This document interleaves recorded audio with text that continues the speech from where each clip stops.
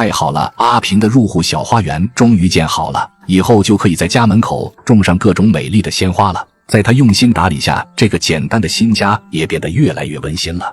有了這個想法後，阿平一大早就起床了，他要在孩子出生之前為他營造更美的環境。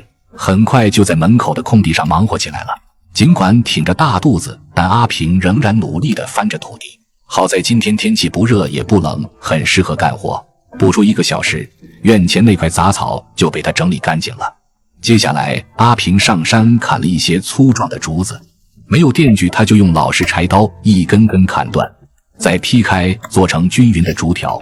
這些竹片在他手裡變得整齊靈巧，他一根根地插在土邊交錯排列，不大一會兒就圍出了一個小巧的竹籬笆。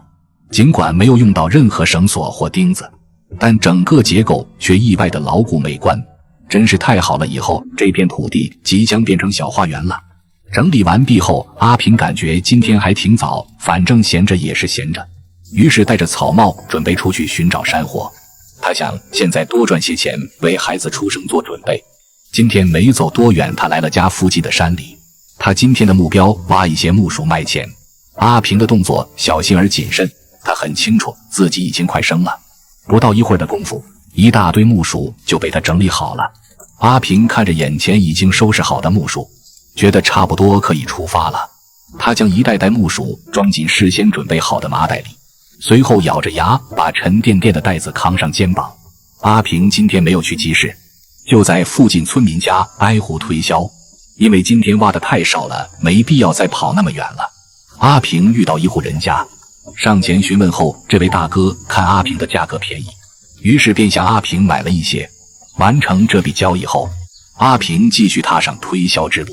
這戶人家屋裡坐着幾個人，阿平走上前去說明了自己的來意。村民們也是熱情地買了一些，此時木薯已經不多了，剩下的他決定回家自己吃了。